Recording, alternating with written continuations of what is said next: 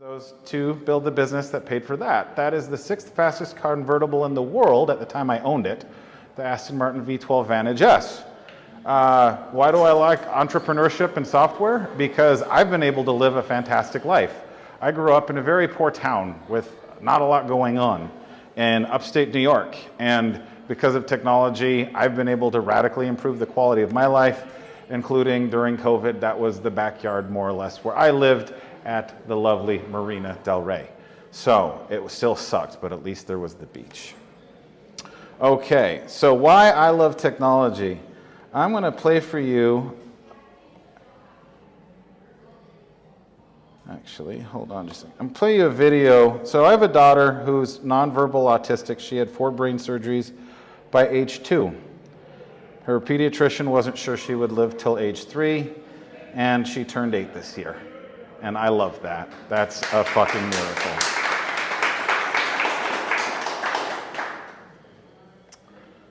So my daughter didn't vocalize to really anyone.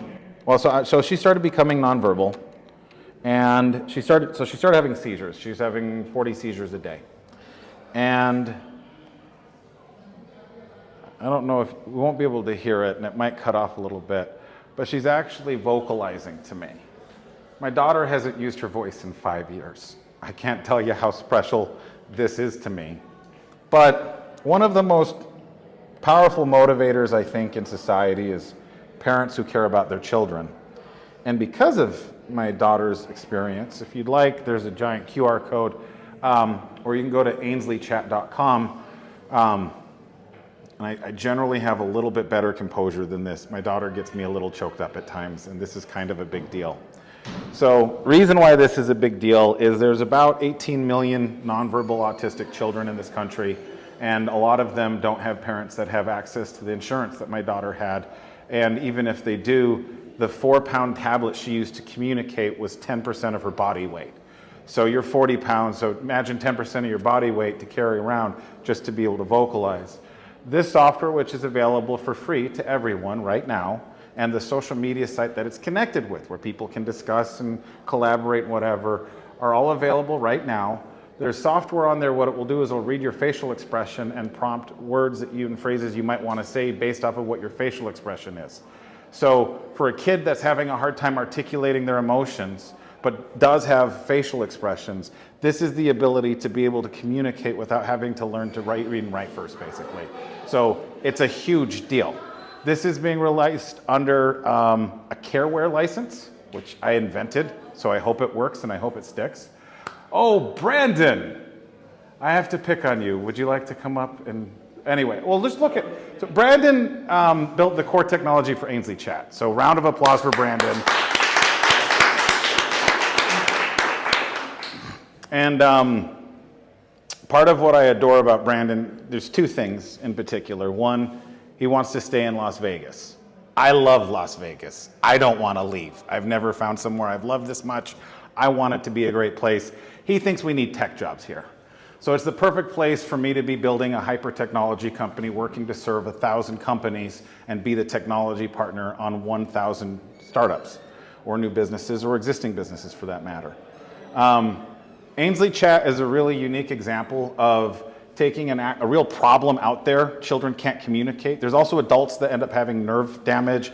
There's a lot of application with folks that have PTSD and end up in emotionally tense situations, not being able to articulate. Also, if you build on this technology, you end up some really cool places. Wouldn't it be nice to be able to have an officer with a body cam that can read the facial expression of someone who's having a mental health crisis and have them be able to, without them, the officer needing the training, being able to have the headset in their ears, walk them through what's going on. Like, we have the ability to augment our existing lives with technology that is, it's not even like it's down the road available, it's right within arm's reach. So what my company does and what I specialize in is taking technology that's almost market ready and making it market ready, which is why startups are particularly useful, because a lot of times they'll find a few people, right? With the Ainsley Chat, there are people right now who can't afford a tablet communicator, and if they knew about this, they could use it. So we're gonna be doing a lot of outreach with the schools, we're gonna be a lot of outreach with speech language pathologists, autism communities, things like that, because this is solving a real problem. And part of the so the 511 financial model I'll get into, there's two things that you're going to be hearing a lot of during this presentation. First is Project 1000. The second is the 511 financial model. If we're working on building 1,000 companies, how are we going to provide for that? People have a hard time getting investors on one company, one project. If you're trying to do this many at this scale, how do you fund that? The answer is you have the small ones do the big ones.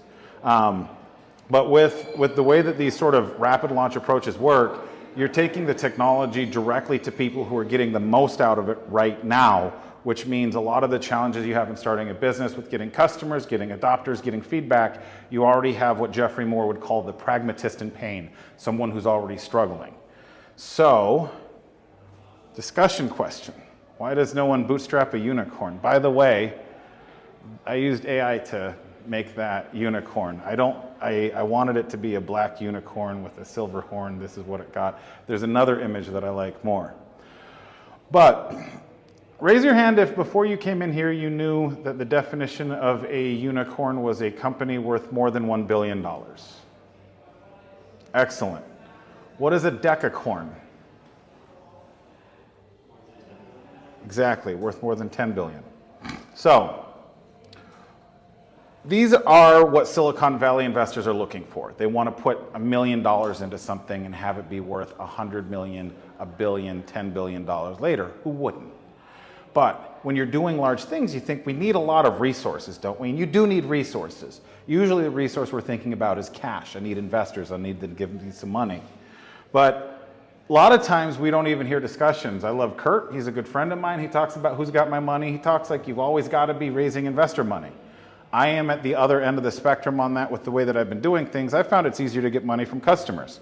I got over $3 million in sales, mostly 50 bucks at a time on a product I never could get an investor on. So, do you need an investor? Well, it depends. What are you trying to do? For a unicorn, it is, I think, reasonable to assume you need large capital to be able to invest. My financial model assumes I don't have $1 billion fund behind me and that I can only work with what I have in my back pocket. And so what I do is I work on building my back pocket. So the thesis of the 511 financial model, which is what supports the Project 1000, is that an enormous amount of capital goes into competing in specific markets. Software as a service, great, there's subcategories. CRM is one of them. Business CRMs have an enormous amount of developers going into them, and it's a very competitive space, and I don't want to be in there. I'm too young, I'm too old for that shit.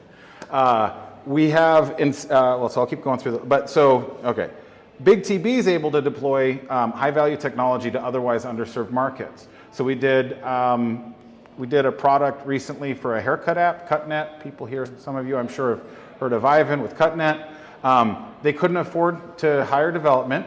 They couldn't get an investor. And so we took an equity stake in it in exchange for building a platform that got them unstuck so they could keep moving along. Now we have an incentive, 10% of the company and 1% of the revenue, to help them succeed. And so with these partnerships, this is part of the premise of the Project 1000. If I have 1,000 projects that are all aligned and folks are trying to help each other, the management struggle on this is real. I can't manage 1,000 projects. I can provide support and infrastructure and systems to help build 1,000 projects 100%. I can help support them as they're scaling. One of the things I appreciate Mike over here. CutNet's been having a hard time with their financials. Mike's been helping them try to understand that if they sell haircuts, their life will be better. I don't know how much longer that will take, but if they can get there, that would be fabulous. Similarly, non-technical founders usually understand the problems that are being faced more than an engineer would. And so what I really value on the Project 1000 is finding people who have deep subject matter expertise somewhere, ideally no nerd really knows much about, and then bridge that gap and connect. Help me really understand what the supply chains of hydroponic food are. Help me really understand what the challenges of whatever the industry is. Then we can take these tools and make really cool solutions that help these small businesses and startups really, really knock it out of the park. As those make money, then that cash, I mean, these are sometimes deals, imagine you're a VC and you want a 10x return. You're not gonna put into something that's gonna do a 3x. No matter how great the proposition is, how low the risk is, it's guaranteed failure if you're only gonna do 3x. on this model, if we're creating value, some percentage of that upside goes to funding other people to have the opportunity, other businesses to have the run at that. And so, you know, everybody's got skin in the game there. So to sort of sum it up, and I do take a shot at the agile guys here, by leveraging the ability of BigTB to rapidly deploy solutions that can scale to enterprise usage within weeks. By the way, we do this very quickly. It allows the startup to play to their greatest strength, which is their agility, and not that agile bullshit they talked about down the hall earlier. Okay, Project 1000. Kurt would like it to be Project 10,000. He's welcome to help if he wants to do that. I don't see how. By providing the technology for 1,000 startups, we're able to, so I've already taken products from launch to scale. So let's say we partner with a company and they have a great app and it's going, oh, we got new users, and then everything crashes. First of all, I don't think that'll happen because we usually do a good job of it, building it in the first place. Second of all, we're monitoring usage along the way. Third of all, if it falls over, I can build it big. I've managed databases the size of this, every consumer and business in this country. I've streamed video internationally. It's all just ones and zeros to me. It's really not a problem. So by being able to really back startups, they're not having to say, oh, well, we need an extra 10 grand because our site broke and we need to go to our investors and say we need this. You already have somebody that has a stake in there. Typically, we're doing $50,000 to $100,000 of dev work. And in exchange, we're getting cash, equity, some mixture of the two. The mission of the company is to democratize access to information, technology, and opportunity, not to make money. Now, we think if we do a good job at democratizing access to information, technology, and opportunity, we might be able to do the unthinkable, which is bootstrap a unicorn. We've already done a bunch of stuff. You know, we could build 20 projects a week pretty easy, and I've also taught trainings on how to upskill people so that way we can build new teams of developers. And so I can scale up the development side, we can scale up the management side. Like, there's just, it's a pretty snazzy idea. Oh, the other thing is, because we usually overbuild the shit out of things, our partners are going in with some really cool gadgets, because so my partner Jack and I, we've been going at this for 3 years. We've built the technology for 50 startups already. We love building new things. We love new challenges. We like taking stuff we've learned from other projects and applying it to new stuff. We're hackers. We're a hacker tech company. We bleed. How can we put these things in together? To be careful, and just as a disclaimer, and I hate doing disclaimers, when I say hacker, it doesn't mean taking anything I'm not supposed to. It means hacking things together and putting them together in new ways to do new things, like a hacksaw. Okay, great. Cracker is what you guys are thinking of. Okay, so what does the math say? So in order for BigTB to be worth more than $1 billion, if we provided startups with $50,000 to $100,000 of dev work, and we got an average of 15% per startup, well, if they succeed, the answer is you can get there. You can probably get there. But a lot of this is more about saying, leaning in on, can we democratize the access to information, technology, and opportunity? Can word be on the street that if you have an idea and you want to build a product and you've seen something that worked like that before, can you find a partner that will help you? And if there's any company in the world that can do that, it's BigTB. Yeah, this is the one that I really like. So what was Project 20? Project 20 was what we did before Project 1000. Project 20 was a much less ambitious goal to do 20 projects in 20 months. Then I met my partner Jack, and it turned into Project 1000, which is what we're currently working on. Kurt would like it to be Project 10,000, but I don't have the vision for that right now. Well, maybe when we get closer, this is meant to be a 10-year goal too. So this is an attempt to do the unthinkable from an economic perspective and saying, I'm not going to take any capital from any sources that exist now, and I'm also not building for an exit. Oh boy, investors would hate hearing that. Not building for an exit, because I'm not trying to reinforce existing enterprises and the advantages that existing industry giants already have. We're trying to spread out the technology, not consolidate it. Why Project 1000? So these are also AI-generated images, and this one was a bit more of a fight. I wanted to conceptualize what like 1,000 businesses would look like. So I ended up telling it 1,000 houses. I don't think there's 1,000 here, but I've already built a multi-million-dollar business before. I've never built a billion-dollar company before, venture-backed or otherwise. But I think if I help build 1,000 multi-million-dollar companies, I'll become a billionaire. representation here is, I've already been able to generate enough. Now my ex-wife, she did pretty good. She keeps me humble. I need to do a lot more. But if I could build 2 or 3 more multi-million-dollar companies, I'd be just fine. I don't need to be overcomplicating this the way that I do. But I love Las Vegas. I love people. I really do. Conceptually, I'm trying to spread out the opportunity over here. And part of what keeps people honest, I can't manage 1,000 projects. By its very design, each one of these businesses that we're working with and startups that we're doing is going to need someone else managing it, which forces there to be between 100 and 1,000 CEOs, owners, presidents, whatever, making decisions every day, learning from experience. And they're all kind of neighbors, or at least connected, because they're all sort of bonded under this BigTB ethos of, we have really cool technology, we have a lot of people that could be benefiting from it, how can we make that work better? So what are the problems that Project 1000 solves? First, more innovation gets to market faster. The engineer in me says, why are we bottlenecking technology? The way it works right now, Silicon Valley will fund 10 to 100 different companies. They'll all compete with each other. They're not working collaboratively. They're trying to undermine each other. And a lot of the money isn't even going to the nerds. Raise your hand if you think that makes any sense. No, raise your hand if you think it makes no sense at all. All right, getting some nods too. All right, so, Nerd in Me just says we're building quicker. Isn't that cool? It helps close the wealth gap by raising the worker and non-technical earning potential. So part of what I hate about startups, and what I mean by that is by being in startups, building startups, doing the startup lifestyle, is it is an enormous amount of work. And it is not just the technical stuff. I can build a social media site or just customize in like 5 hours. So great, so once it's up, then what do you do with it? Well, there's a lot of the non-technical that makes up most of the business. And there's a lot of people capable of doing that now, but they don't have the technology behind them, so they can't do it because they need, that's holding them back. Helps create small businesses. The other thing is a lot of, raise your hand if you know the definitional arguments between a startup and a small business. And there will be no shame for wrong answers. All right, you want to take a run at it? Well, primary goal for a startup is increase valuation for essentially like a better exit, so if I invest.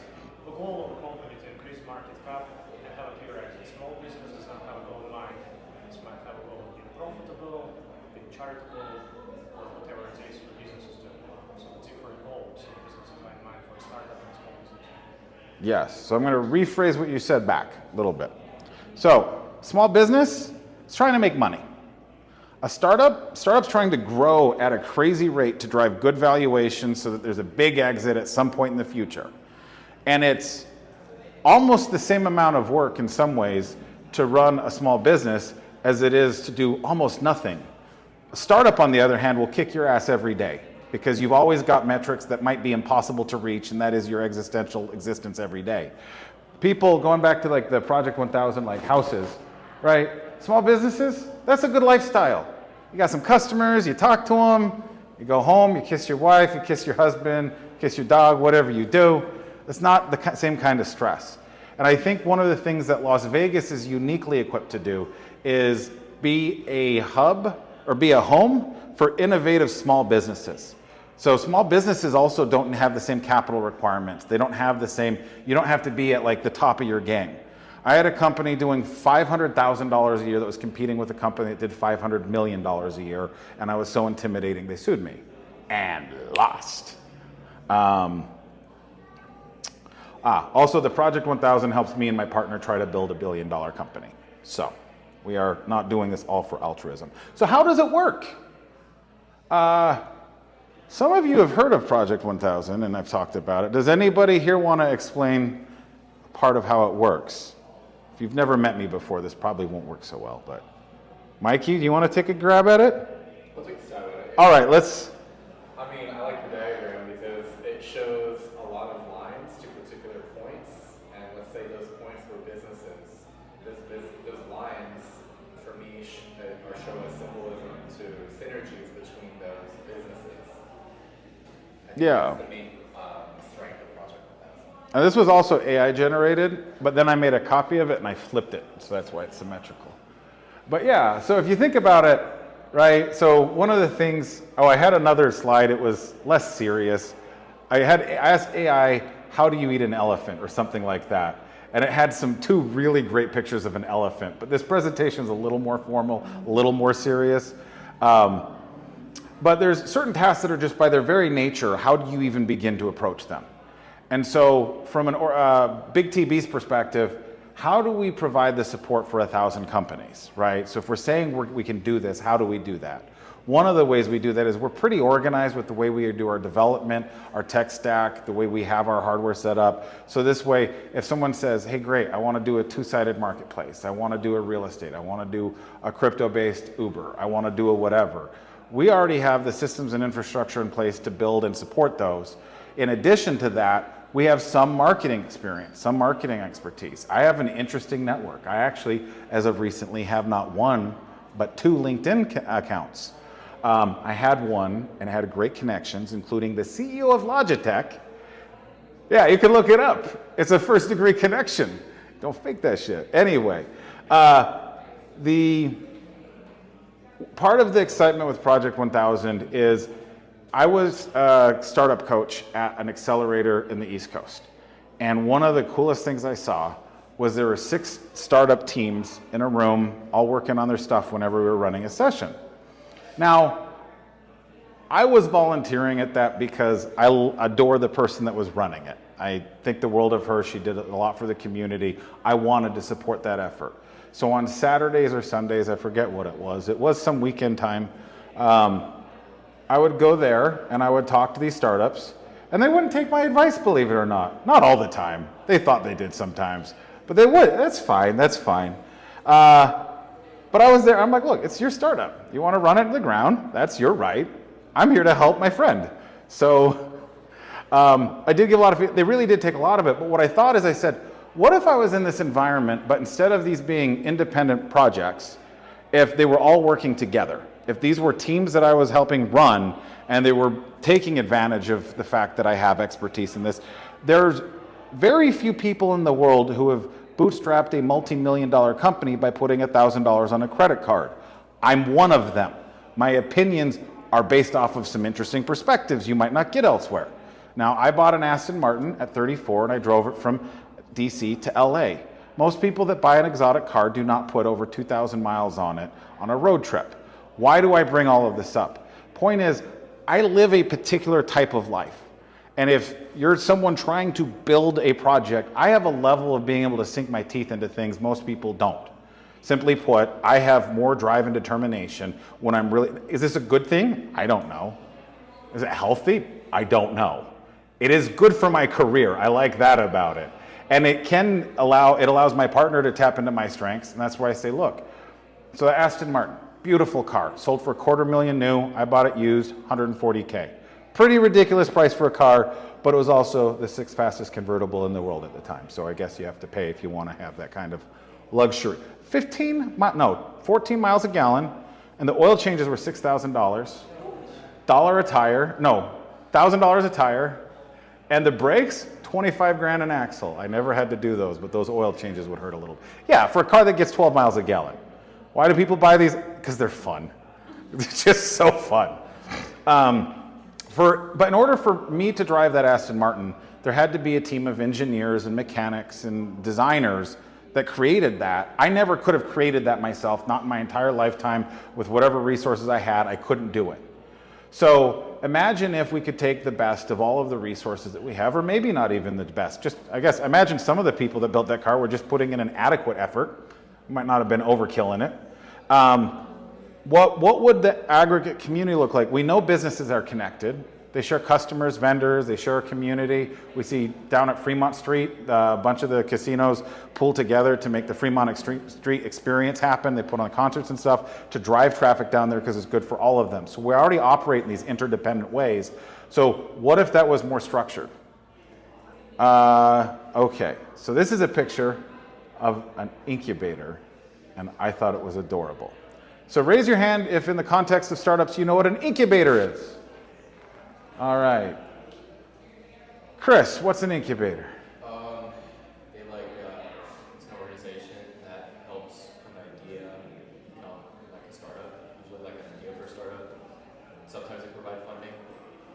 Yeah, so in the context of us, our incubators are internal side. So an incubator, think about like a venture studio or whatever, their incubator, they're building their stuff in-house. The accelerator we have is the external side where we're actually working with external companies and we also have clients. So in terms of the Project 1000, not all of these we're going to have external partners on them. We have about 20 that we did internally without any external partners. All right, I only wanted to put one picture on this slide, but I had to put 3. I used AI to make this, I gave it the prompt, and 3 of the 4 were pretty good. Raise your hand if you've heard the old story or old Mormon story about stone soup. Okay, raise your hand if you want to hear it.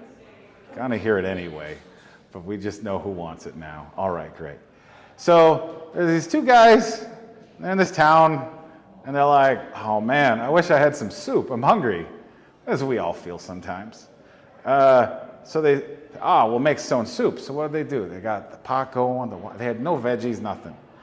They put a stone in, they started stirring it. People come by and go, what are you cooking? They go, oh, stone soup. I'm like, oh, I've never had that before. Like, oh, yeah. You know what would make it really great, though, is if we had some carrots. Like, oh, I have carrots. So they go home and they get some carrots. So there are carrots in the stone soup. This goes on with potatoes, meat, whatever, and eventually everybody gets a bowl of soup. They brought something. And so the stone soup kind of points to this concept. So I am an ordained elder. I am a man of faith. I generally keep that very separated. But I will point from an academic and logistic perspective, the parable of the loaves and the fishes also really supports the math behind the proposition of if we all work together, we actually have a lot more resources than if we are independent. And so Mormons settled the West. Almost 2,000 Mormons died walking out west. But they settled the desert to have freedom. And the price of admission for that was them being willing to be supremely collaborative with each other. The reasons why the Mormons have been as prosperous as they have is they really do work together. They focus on an attitude of service.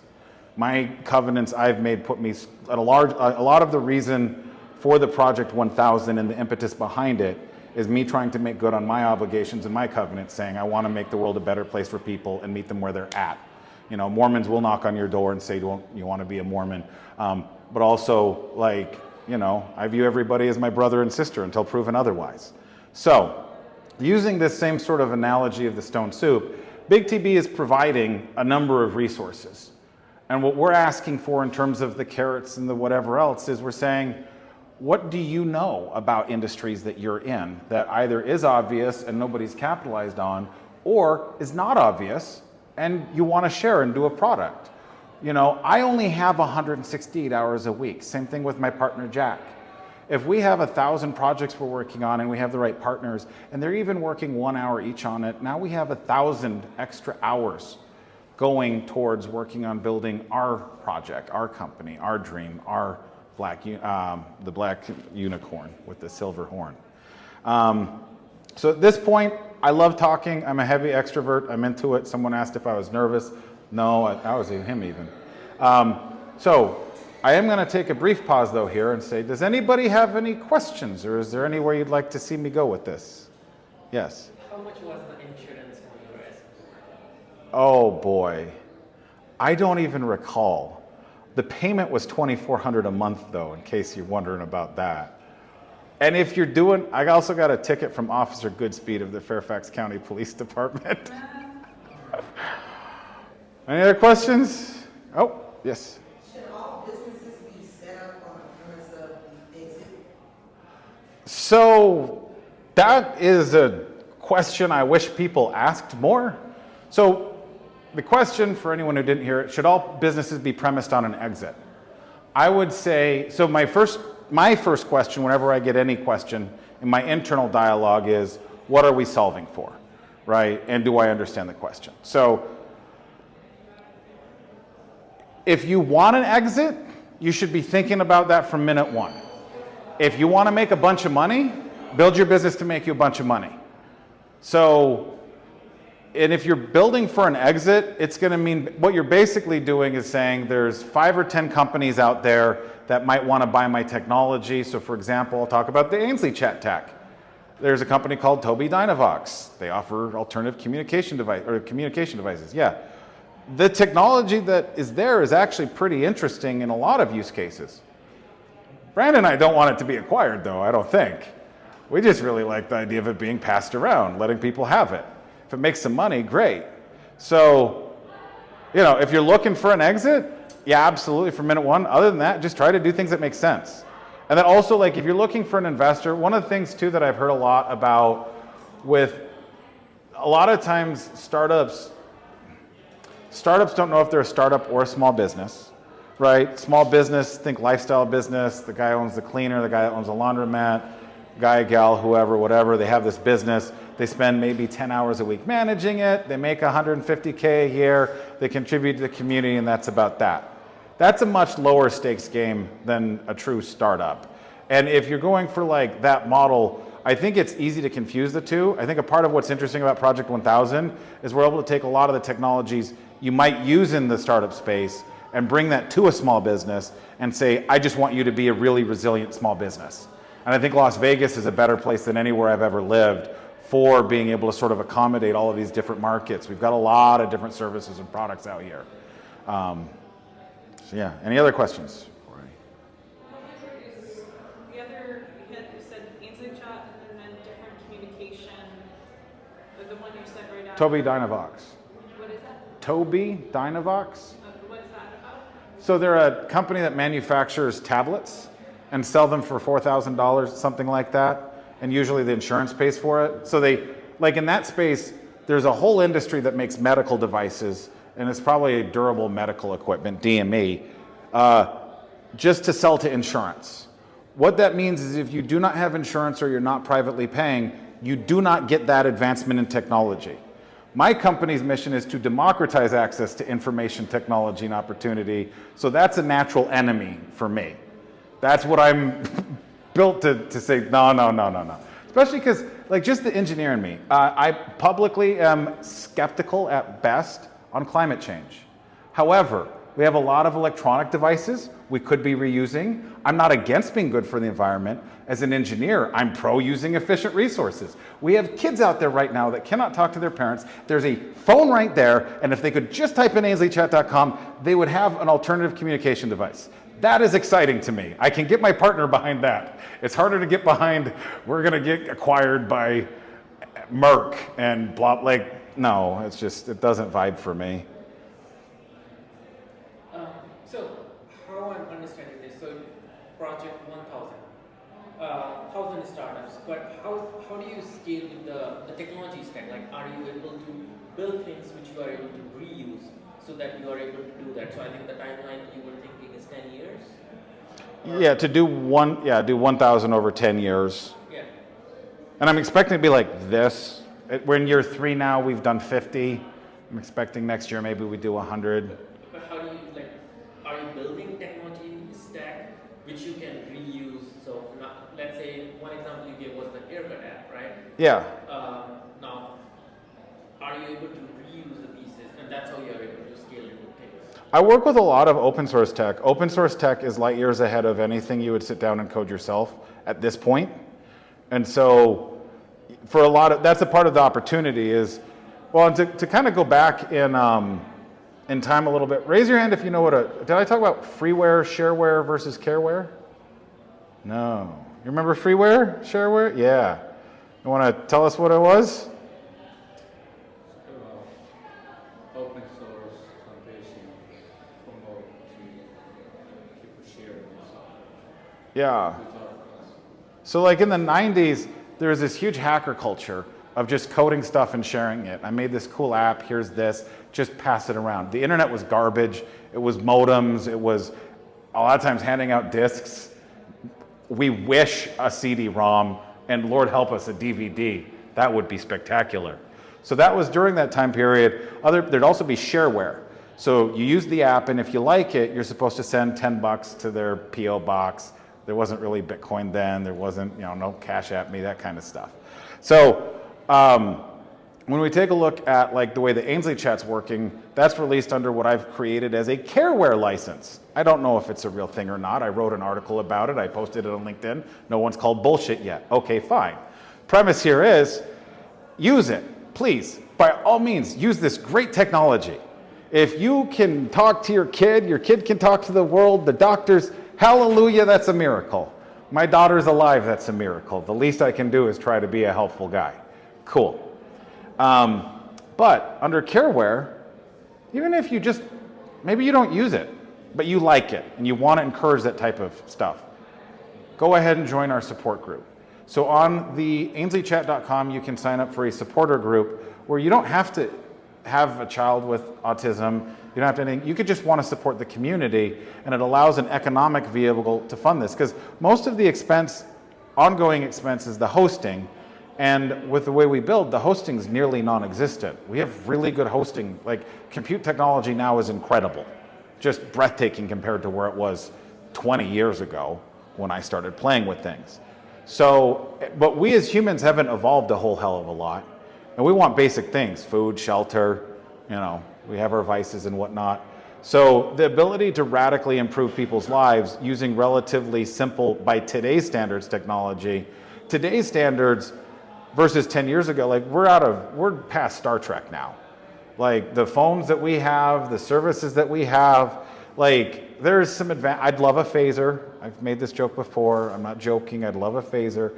But if you take a look at the communicator, you take a look at all these technologies and these spaceship, or these like sci-fi shows, like we have some really great stuff, but a lot of it's not being deployed yet.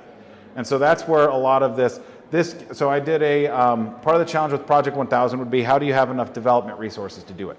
Reasonable question. I did a boot camp. It was a 6-week course, met 3 days a week for 2 hours. At the end of 6 weeks, every student could build and customize a social media website, build an e-commerce website, and the e-commerce website they could integrate with credit card processors or integrate with selling on crypto.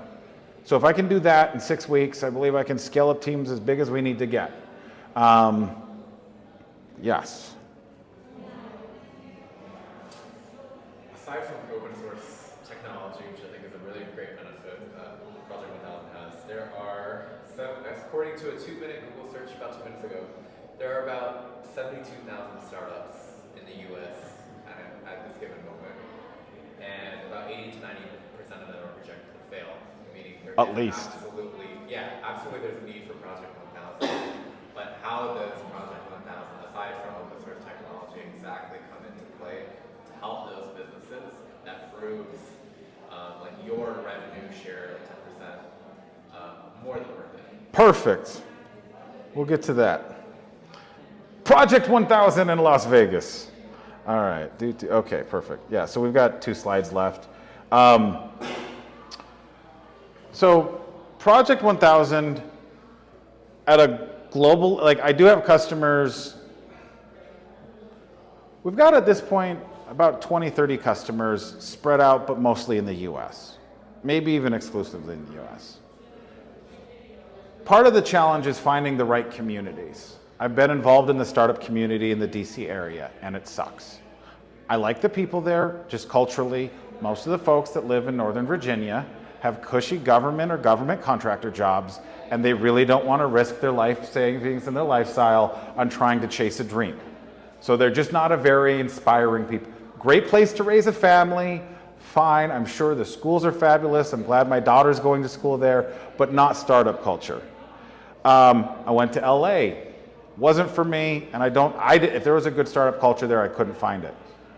I've been in Vegas for less than 2 years. My network has grown here more than anywhere. The type of people that I meet are the type of people that can actually run with stuff. The world makes sense to me in Las Vegas. So of the 1,000 projects, we sort of look at these in batches. I'd like to do a batch of about 20 right here in Vegas. And a part of it is exploring, it's not just the tech.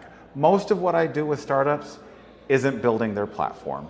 It takes 4 to 10 hours to build that. It's all of the other time trying to coach them.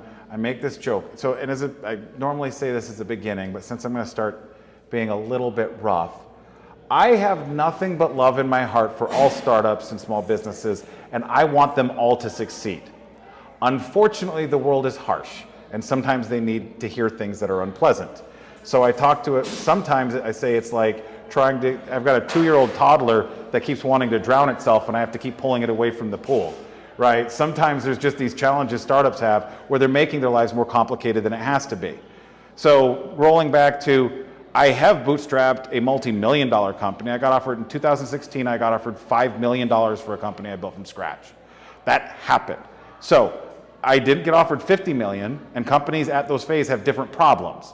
But in terms of from scratch to your first million a year in revenue, I've had a lot of bumps on a lot of those. I've tried a lot of things.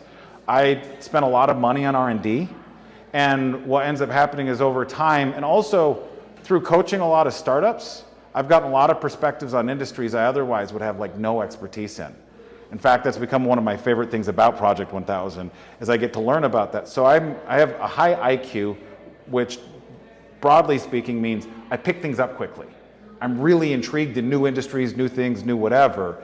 And so, look, for example, if there's any startup that's a two-sided marketplace, right? Think Etsy, Amazon, haircut apps, literally anything where there's one set of buyers and one set of sellers. Any site like that would take me 3 hours to make or less. We can convert it to a mobile app usually in about 2 hours. So if you want to have full access to everything with that, the problem is how do you build the business? And I'd say the value that BigTB adds more than the tech is in guiding through that step there, right? Because it's hard. Everything you're bad at can potentially torpedo your business. If you're the chief everything officer of a small business or a startup, you are responsible for every problem. Now there's a simplicity to that. I wake up in the morning, I look at my email, I see problems. I don't have to wonder whose problems they are. They're mine. There's no help coming, that is that. And that's what a part of Project 1000 is trying to help with. If you have 20 other startups that you're part of this sort of model of, right? You're working together. You have an incentive to, you have a common understanding. Like one of the things that was really neat about the startup coaching that I did, those 6 groups or 10 groups, whatever they were very collaborative with each other. It was really interesting to see is as much as they got help from the accelerator itself, they actually got a lot of help from each other. Lots of connections, could you do this, feedback, can you beta test for me, can you do this, can you do that? And so from my perspective, I like to see huge improvement gains, right? I want to see 1 + 1 + 1 = 20 or 30 or 3,000. So with that, I have this QR code. It's the Project 1000 questionnaire. If anyone would like to participate as either a startup or small business that needs help, or maybe you just like startups, or one of the options is if you're here because you have a crush on me, I ask you a question. So that goes to a survey. If you fill that out, I'll follow up with it. This is how we can connect. So this was also presented as a build-a-thon. I'm just going to check the time here real quick. Perfect. So part of the challenge part of the criticism I've heard about Las Vegas, and I am a fierce advocate for Las Vegas, but maybe there's something to this, is that the community here doesn't always take as much initiative and get going. They might need a little more direction. I don't know if that's true or not, but with the last remaining section here, what I would like to see happen is, so we've talked about Project 1000 and massive collaboration and all this other stuff.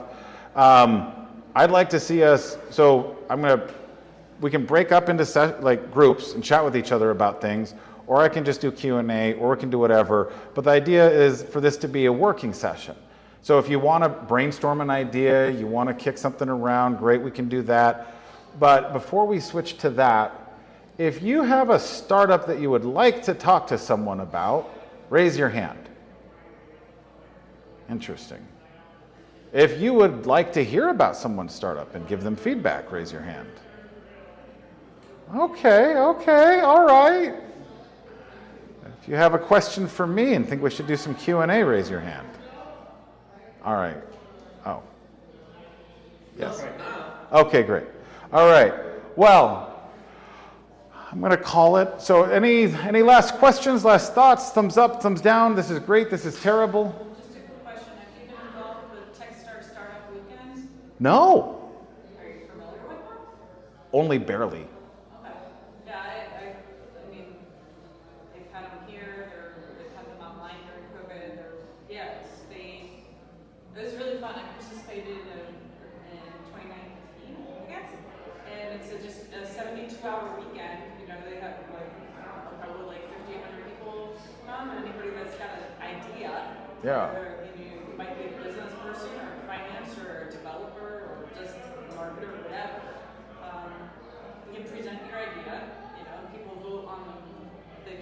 10 best ideas, and then like people join teams, and like by the end of the weekend, you have like a working model.